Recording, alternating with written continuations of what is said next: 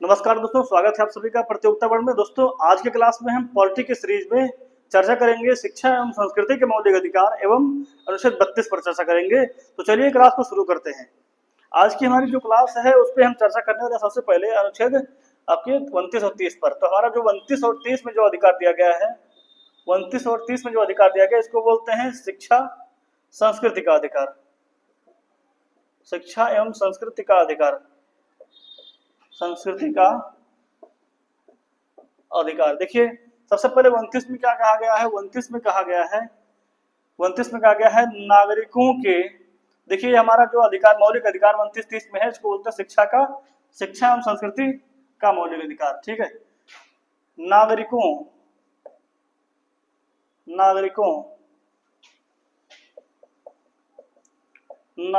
के किन्हीं वर्गों को अपनी भाषा, लिपि और संस्कृति बचाए रखने का अधिकार होगा। ठीक है, तो इंडिया में रहने वाले जितने भी सिटीजन हैं उनमें से कोई भी समुदाय है, कोई भी कम्युनिटी, कोई भी वर्ग है, उसको अपनी भाषा और लिपि और संस्कृति बचाए रखने का अधिकार है। ठीक है, और अनुच्छेद 29 क्या कहता है? 29 का खंड 1 है, ये 29 का खंड 2 है। ठीक है, 29 का खंड 2 क्या कहता है? वित्त पोषित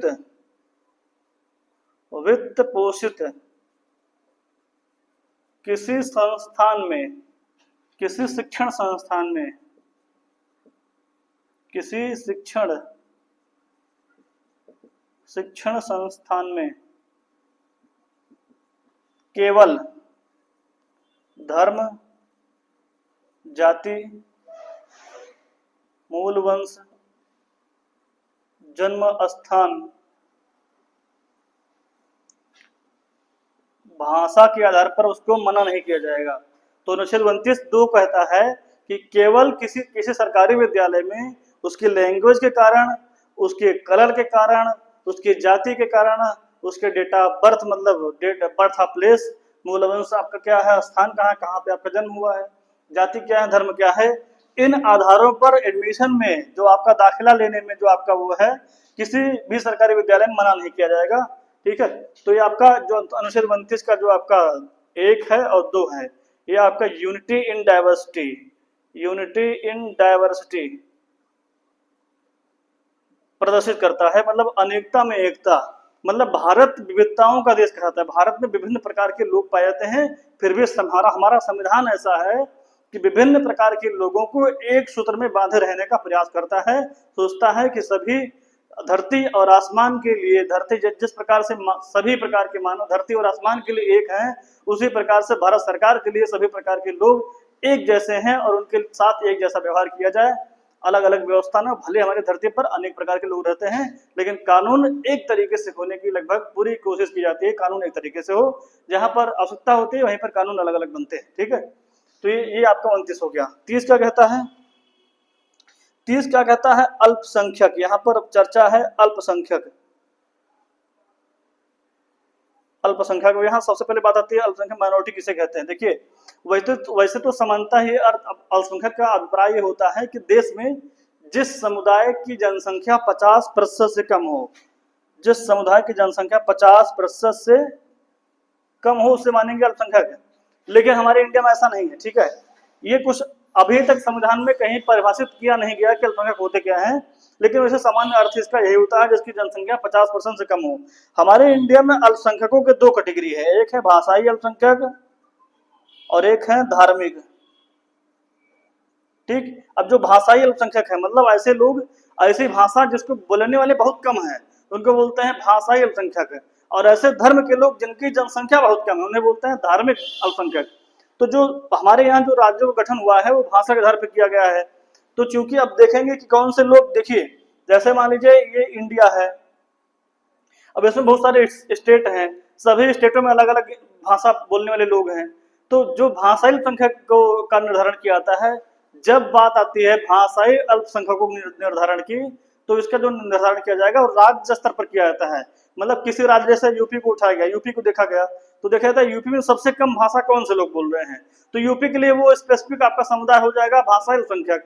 बिहार का उठाया गया, देखा जाएगा बिहार में सभी लोगों में सबसे कम लोग कौन से भाषा को बोलने वाले हैं, फिर वहां पर बिहार में वो हो जाएगा आपका भाषाई अल्पसंख्यक। इस तरीके से भाषाई अल्पसंख्यकों का निर्धारण राज्य के स्तर पर होता है, लेकिन जब बात आती है धार्मिक अल्पसंख्यकों के निर्धारण की, तो उसका जो निर्धारण किया जाता है, जो तय होता है, वो बातें वो पूरे इंडिया के स्तर पर होती हैं, अखिल भारतीय स्तर पर होता है।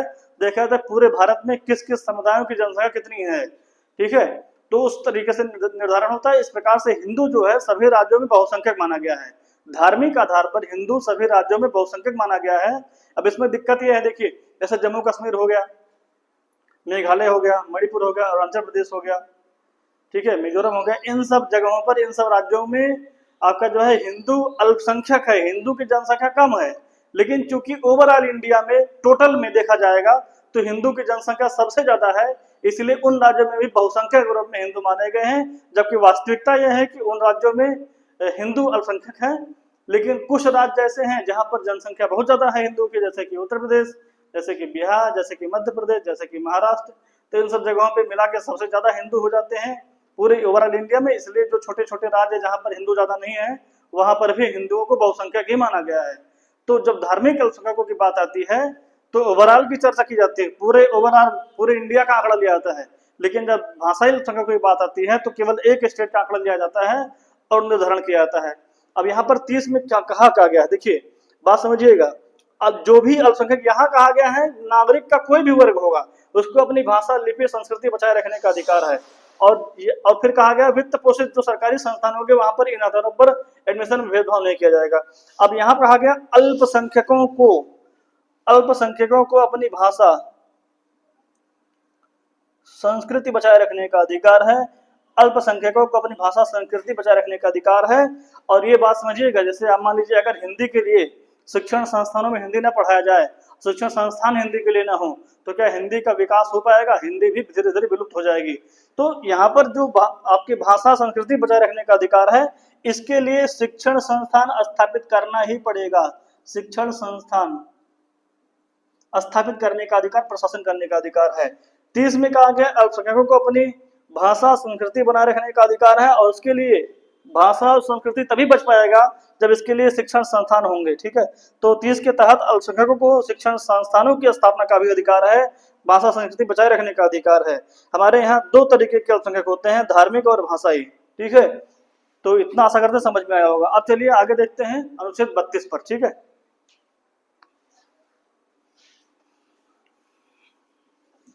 अनुच्छेद 32 में संवैधानिक उपचारों का अधिकार है, जो कि हमारे लिए मौलिक अधिकारों के रक्षक के समान है, मौलिक अधिकारों की रक्षा करता है, ठीक। चलिए थोड़ी चर्चा इस पे करते हैं। अनुच्छेद जो 32 है उसको बोलते हैं संवैधानिक उपचारों का अधिकार, ठीक है। देखिए दरअसल ऐसा है, हमारे संविधान के भाग 3 में अनुच्छेद 12 से लेकर 35 तक मौलिक अधिकार दिए गए हैं, जिसमें 6 प्रकार के मौलिक अधिकार हैं, ठीक है। उसमें से आखिर 6वां ये है, 6वां 32 है, ठीक है। आपका पहला समानता का अधिकार था, दूसरा स्वतंत्रता का अधिकार था, तीसरा शोषण के विरुद्ध अधिकार था, ठीक है। चौथा आपका जो है धार्मिक स्वतंत्रता का अधिकार था, 5वां आपका शिक्षा संस्कृति का अधिकार था, और 6वां आपका है संवैधानिक उपचारों का अधिकार। संवैधानिक उपचारों का अधिकार है। अब ध्यान दीजिएगा, जो आपके ये 5 है, ऊपर से 5 है, ऊपर से 5 है, समानता का अधिकार, स्वतंत्रता का अधिकार, शोषण के अधिकार, धार्मिक स्वतंत्रता का अधिकार और शिक्षा संस्कृति का अधिकार। इन मौलिक अधिकारों का अस्तित्व संवैधानिक उपचारों पर टिका हुआ है। यदि इन अधिकारों का आपका शोषण होता है, इन अधिकारों का हनन होता है, तो आप संवैधानिक उपचार के अधिकार के तहत आप अनुच्छेद 32 का सहारा लेते हुए आप सुप्रीम कोर्ट जा सकते हैं। 32 का सहारा लेते हुए सुप्रीम कोर्ट जा सकते हैं, 226 का सहारा लेते हुए हाई कोर्ट जा सकते हैं, ठीक है। ये हमारे लिए क्या है समझ सकते हैं, इसको मौलिक अधिकारों का संरक्षक बोल सकते हैं या रक्षक बोल सकते हैं। रक्षक बोल, मौलिक अधिकारों का रक्षक है ये, ठीक है। अब चूंकि सुप्रीम कोर्ट में हम इस अनुच्छेद के तहत जा सकते हैं अपने मौलिक अधिकारों को बचाने के लिए, जब हमारे मौलिक अधिकार छीने जाते हैं तो इस अधिकार के तहत हम सुप्रीम कोर्ट जाते हैं, इसलिए सुप्रीम कोर्ट को मौलिक अधिकारों का रक्षक कहा जाता है। अब चलिए देखते हैं 32 में क्या है। देखिए 32 में पांच प्रकार के रिट जारी करने का अधिकार सुप्रीम कोर्ट के पास है। और 5 प्रकार के रिट कौन कौन से हैं? 32 में 5 प्रकार के रिट कौन कौन से हैं? जैसे आपका 32 के तहत जो है पहला रिट आपका हो जाएगा आपका बंदी प्रत्यक्षीकरण। बंदी प्रत्यक्षीकरण इसको बोलते हैं हैबियस कॉर्पस। Habeas corpus. दूसरा आपका होता है परमादेश, इसको बोलते हैं मैंडामस। ठीक है। तीसरा जो आपका होता है उसको बोलते हैं अधिकार परीक्षा। अधिकार परीक्षा क्यू वारंटो। Quo warranto. चौथा जो आपका होता है प्रतिषेध। प्रतिषेध इसको बोलते हैं प्रोहिबिशन। प्रोहिबिशन। पांचवा आपका होता है उत्प्रेषण। उत्प्रेषण। ठीक है। सरसियरी।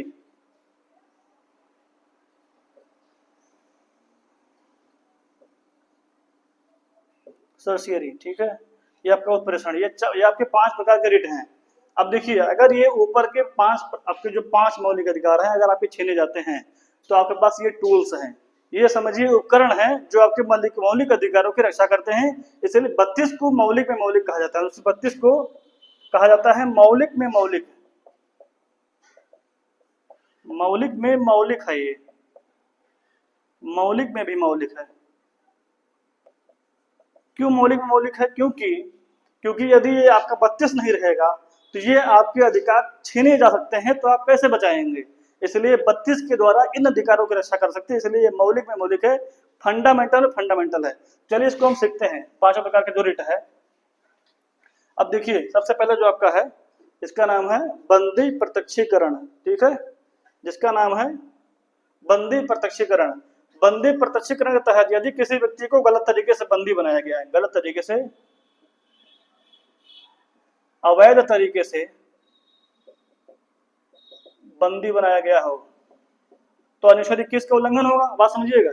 यदि पुलिस के द्वारा किसी व्यक्ति को अवैध तरीके से, गलत तरीके से बंदी बनाया गया है तो अनुच्छेद 21 का उल्लंघन होगा। अनुच्छेद 21 कहता है कि किसी व्यक्ति को गलत तरीके से हिरासत में लेना उसके जीवन के अधिकार का उल्लंघन है। तो इस प्रकार से अवैध तरीके से हिरासत में लेना अनुच्छेद 21 का उल्लंघन है। और जब अनुच्छेद 21 का उल्लंघन हो तो वह व्यक्ति 32 के तहत इस रिट के माध्यम से जा सकता है सुप्रीम कोर्ट, डिमांड कर सकता है कि हमारे मौलिक अधिकारों का हनन हो रहा है और हमारी रक्षा की जाए। तो सुप्रीम कोर्ट जिस भी प्रशासन के द्वारा, जिस भी अधिकारी द्वारा गिरफ्तार किया गया उसको जो है बंदी प्रत्यक्षीकरण के, इसका मतलब होता है बंदी प्रत्यक्षीकरण मतलब होता है शरीर प्राप्त करना। शरीर प्राप्त करना। तो सुप्रीम कोर्ट के आदेश के द्वारा उस व्यक्ति को रिहा करा दिया जाएगा यदि वास्तव में उस व्यक्ति को गलत तरीके से बंदी बनाया गया था तो। और यदि सही तरीके से बंदी बनाया गया है और ठोस उसका आधार है और उन्होंने कोई गलती की हुई, उन्होंने कोई अपराध किया हुआ है, जैसे न्यायालय ने कोई दंड दिया, न्यायालय ने उसको आदेश दिया हो बंदी बनाने का, या उसको निवारक नजरबंदी के तहत गिरफ्तार किया गया हो, प्रिवेंटिव डिटेंशन के तहत जिस व्यक्ति को गिरफ्तार किया जाता है उसको 32 में इस रिट का सहारा नहीं मिलता है और उसका जो है लाभ नहीं मिलता है। और किसी व्यक्ति को जिसको दंडित किया गया न्यायालय के द्वारा उसको भी इसका लाभ नहीं मिलेगा। तो यदि आप निवारक नजरबंदी के तहत गिरफ्तार नहीं हुए हैं और यदि आपको न्यायालय ने सजा नहीं दिया हुआ है तब आप अनुच्छेद 32 के तहत बंदी प्रत्यक्षीकरण रिट का प्रयोग करते हुए अपनी रक्षा कर सकते हैं। ठीक है। तो इस तरीके से अब इसे से जुड़ा एक मैटर आता है, जैसे कि इसे से जुड़ा एक मैटर आता है। ठीक है। जैसे आर्यन खान थे। आर्यन खान शाहरुख खान के लड़के हैं। इनको जो है हेरोइन या चरस लेने के, चरस जितना मादक पदार्थ है, चरस लेने के जो है अपराध में इनको गिरफ्तार किया गया। एक एक्ट है जिसका नाम है NDPS act. NDPS act 1985। NDPS act 1985 narcotics drugs psychotropic substance act 1985, इसके तहत कुछ चीजों का सेवन हम नहीं कर सकते हैं, जैसे कि चरस, गांजा, ठीक है, हीरोइन, स्मैक, इन नशीली चीजों का सेवन हम नहीं कर सकते हैं। तो आर्यन खान को गिरफ्तार किया गया, इसी के सेवन के संदर्भ में गिरफ्तार किया गया कि नशीली चीजों का सेवन कर रहे थे। बहरहाल पुलिस के पास कोई ठोस सबूत नहीं था, तो आर्यन खान ने अपने आप को बंदी प्रत्यक्षीकरण के तहत अपने आप को छुड़वाया, और जमानत भी ले सकते थे, लेकिन जमानत लंबी प्रक्रिया है, उसमें 1-2 महीना उनको सजा काटना पड़ जाता, इसलिए जमानत लेने के बजाय उन्होंने इस रिट का प्रयोग किया और अपने आप को जल्दी से छुड़वा लिया। ठीक है, तो ये आपको समझ में आया होगा। तो इस प्रकार से जो आपका ये बंदी प्रत्यक्षीकरण है, ये समझ सकते हैं जमानत की सक्रिय प्रक्रिया है, जमानत का सक्रिय रूप है। ठीक है, सक्रिय रूप है, जमानत नहीं मिल रहा टाइम से, इसका प्रयोग करिए, जल्दी से आप छूट जाएंगे। ठीक है, तो ये ठीक है। दूसरा क्या है, परमादेश। अब अगर किसी व्यक्ति के द्वारा, ठीक है, किसी व्यक्ति के द्वारा जो भी, अब ये जो केवल सरकारी लोक अधिकारी के खिलाफ जारी होता है, लोक अधिकारी के खिलाफ जारी होता है ये, और न्यायालय जारी करता है। तो यदि कोई लोक अधिकारी सरकारी अधिकारी है और वो अपने दायित्व का निर्वहन सही से नहीं कर पा रहा है, वो अपने दायित्व का निर्वहन सही से निभा नहीं पा रहा, उसका जो भी कर्तव्य है वो अपना कर्तव्य जो है पूरा नहीं कर रहा है, चाहे वो डीएम, एसडीएम, ठीक है, पुलिसकर्मी कोई है, सिपाही है, दरोगा है, कोतवाल है, कोई भी है, तो अगर वो अपने दायित्व का निर्वहन सही से नहीं कर रहा है तो न्यायालय उसको आदेश दे सकता है। इसमें देखिए, बात समझिएगा, इसमें लोक अधिकारी में केवल सरकारी कर्मचारी आते हैं, सरकारी कर्मचारी आते हैं, ना कि नेता, क्योंकि नेताओं को चुनने का अधिकार हमको है। तो नेताओं के संदर्भ में जैसे कोई मंत्री सही से काम नहीं कर रहा है, विधायक सही से काम नहीं कर रहा है, तो उसके लिए न्यायालय परमादेश जारी नहीं करते, क्योंकि हमने उनको चुना हुआ है। तो अगर वो सही से काम नहीं कर रहा है तो 5 साल के बाद हमें उनको बदलने का हमारे पास अधिकार है। इसलिए न्यायालय नेताओं के लिए, एमएलए, एमएलसी और एमपी के लिए जो है ये परमादेश जारी नहीं करती है, केवल कर्मचारियों के लिए जारी करती है, क्योंकि कर्मचारियों का फिक्स ड्यूरेशन होता है, कार्यकाल होता है। अगर कर्मचारी काम नहीं करेगा सही से, जैसे डीएम, एसडीएम, ठीक है, और दरोगा, कांस्टेबल, ये सब अगर सही से काम नहीं करेंगे तो लोक अधिकारी, उनको लोक अधिकारी माना जाता है और उनके लिए परमादेश जारी हो सकता है और सरकार उनको आदेश दे सकती है। ठीक है, अब बात समझ में, इसमें थोड़ा समझिएगा, जैसे कोविड में आप इसमें एग्जाम्पल ले सकते हैं कि कोविड के दौरान सभी राज्यों को मुफ्त भोजन देने के लिए न्यायालय ने आदेश दिया, मुफ्त भोजन देने के लिए न्यायालय ने आदेश दिया। तो जब कोविड में स्थितियां खराब थी तो सभी राज्यों को न्यायालय के द्वारा आदेश दिया गया कि आप मुफ्त में भोजन दीजिए लोगों को, क्योंकि उनके जीवन की बात है और अनुच्छेद 21 में जीवन का अधिकार है और 21 में भोजन का भी अधिकार है। इसीलिए तो कोविड में सिचुएशन ऐसे थे कि भोजन देना अनिवार्य हो गया था, तो न्यायालय ने राज्यों को आदेश दिया कि आप जो है भोजन दीजिए, लोगों को मुफ्त में भोजन दीजिए। तो और यहाँ पर अपवाद यह है, राष्ट्रपति और राज्यपाल के लिए यह परमादेश जारी नहीं होता है, क्योंकि ये समझिए संवैधानिक पद है, गरिमापूर्ण पद है, इनके लिए जारी नहीं होता है। ठीक, चलिए इसकी आगे समझते हैं। परमादेश आशा करते हैं आप सभी को समझ में आया होगा। अब जो आपका अगला है अधिकार परीक्षा। इसका मतलब ये देखिए, बात समझिएगा, सरकार कभी कभार ऐसा होती है मन मुताबिक नियुक्ति करती है। जैसे अभी एक जो है मामला था आईएएस एसोसिएशन मामला, आईएएस एसोसिएशन मामला था। वहां पर जो है एक बहुत भ्रष्ट अधिकारी थे, आईएएस ऑफिसर थे, उनको सरकार ने कमिश्नर का पद दिया हुआ था और उनको सरकार ने एक उच्च पद दिया। तो न्यायालय ने फिर इस अधिकार परीक्षा के तहत रिट जारी करके सरकार से पूछा कि भाई आप किस अधिकार से उसको आप जो है बना रहे हैं, क्योंकि वो तो और लोगों की तुलना में बहुत भ्रष्ट है, और भ्रष्ट व्यक्ति को आप ऐसा बड़ा और गंभीर पद दे रहे हैं, तो यह गलत है।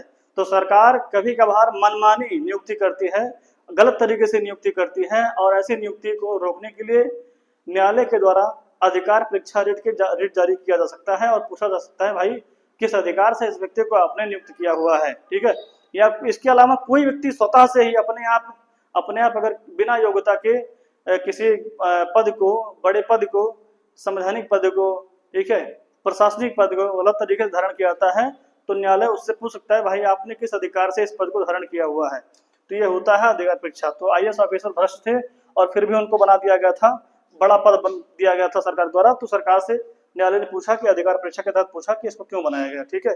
तो लोक अधिकारियों की नियुक्ति सही तरीके से हो इसके लिए यह एक व्यवस्था है, ठीक। तीसरे क्या है, चौथा क्या है, प्रसिद्ध। देखिए अब जो हमारे यहाँ न्यायालय है, न्यायालय यहाँ 3 स्तर के हैं, सुप्रीम कोर्ट, हाई कोर्ट और सबऑर्डिनेट कोर्ट। सबऑर्डिनेट कोर्ट में जिला न्यायालय आपका आता है, जिला न्यायालय, इसी को बोलते हैं अधीनस्थ न्यायालय।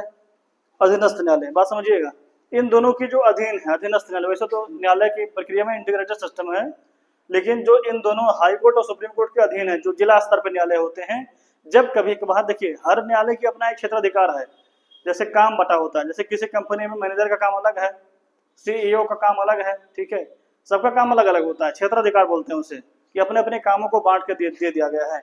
तो जिस जिस मुद्दे पर मुकदमा इनको देखना है वो उन्हीं को देखें। यदि अधीनस्थ न्यायालय किसी मुद्दे को देखता है जो मुद्दा उसके अधिकार क्षेत्र से बाहर है और उस पर निर्णय देने जा रहा है, तो जो ये हाई कोर्ट और सुप्रीम कोर्ट है, प्रतिषेध के तहत, प्रतिषेध का मतलब होता है रोकना, प्रतिषेध के तहत इसको रोका जाएगा कि यह मामला आपके अधिकार क्षेत्र से बाहर है और इस पे आप निर्णय मत दीजिए। इसका उद्देश्य होता है न्यायिक त्रुटि को रोकना। जैसे कि राम मंदिर का मुद्दा बड़े स्तर का मुद्दा था और इसको अधीनस्थ किसी राज्य, जैसे अयोध्या का जिला न्यायालय अगर इस मैटर को उठाता और अपने यहाँ इसको चलाता और इस पे आदेश देता तो उसके अधिकार क्षेत्र से बाहर से वो चीजें, तो बड़े न्यायालयों द्वारा उनको रोका जा सकता था। जिला न्यायालय को रोका जा सकता है कि भैया ये आपके अधिकार क्षेत्र से बाहर है और ऐसे मुकदमों पर आप, ऐसे वाद पर आप निर्णय नहीं दीजिए क्योंकि आपसे त्रुटि होने की संभावना है। तो त्रुटि होने से इसको रोका जाता है, ठीक। तो आपका प्रतिषेध है। और मान लीजिए छोटे न्यायालय के द्वारा, इन्हीं जिला न्यायालय के द्वारा किसी ऐसे मुद्दे पर निर्णय ले लिया गया है जो कि उनका अधिकार क्षेत्र से बाहर थे और निर्णय गलत ले लिया गया है, तो गलत निर्णय को बदलने की जो प्रक्रिया उसे बोलते हैं उत्प्रेषण। या सुप्रीम कोर्ट और हाई कोर्ट छोटे न्यायालय द्वारा लिए गए निर्णय को बदल सकते हैं, परिवर्तित कर सकते हैं और इसी को बोलते हैं उत्प्रेषण। तो अनुच्छेद 32 जो है क्या है, ये आपके मौलिक अधिकारों का संरक्षक है और अनुच्छेद 32 को डॉक्टर भीमराव अंबेडकर ने संविधान की आत्मा कहा, संविधान की आत्मा कहा, ठीक है। तो इस प्रकार से हमारा मौलिक अधिकार खत्म हुआ और अगली क्लास में हम चर्चा करेंगे डीपीएससी पर, राज्य के नीति निर्देशक सिद्धांतों पर, ठीक है। तो चलिए फिर मिलते हैं, धन्यवाद।